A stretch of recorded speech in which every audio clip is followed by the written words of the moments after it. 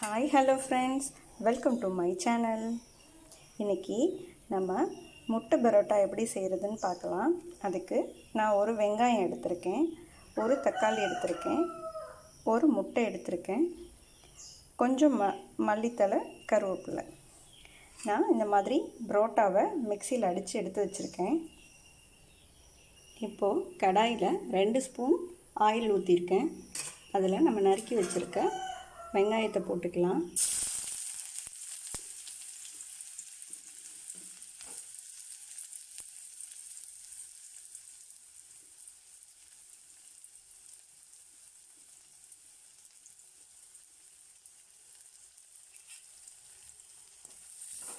வெங்காயம் நல்லா வதங்கட்டும்.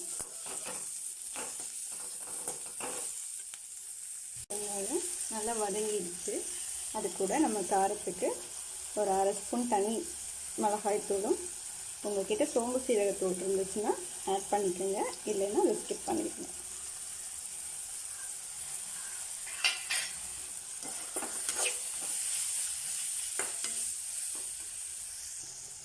இப்போது நல்லா வதங்கிடுச்சு.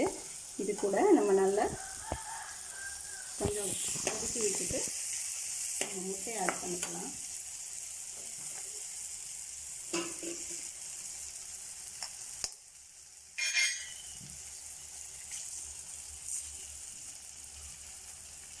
ஒரு 2 நிமிஷம் முட்டையை கிளறி விடாமல் அப்படியே வச்சுருங்க.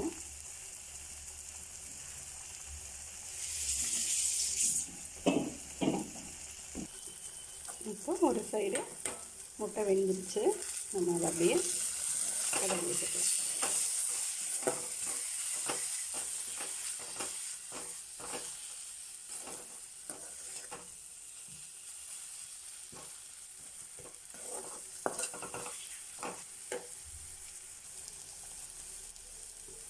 இப்போ ஒரு 1/2 ஸ்பூன் கரம் மசாலா தூள் சேர்த்துக்கலாம்.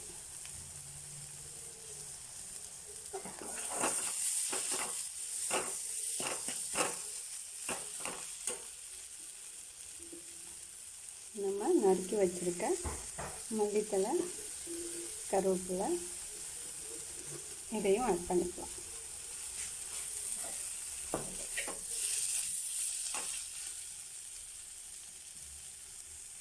எல்லாமே வதங்கிடுச்சு. நம்ம மிக்சியில் அடிச்சிருக்க பரோட்டாவை இது கூட சேர்த்து கிளறி விட்டுக்கோங்க.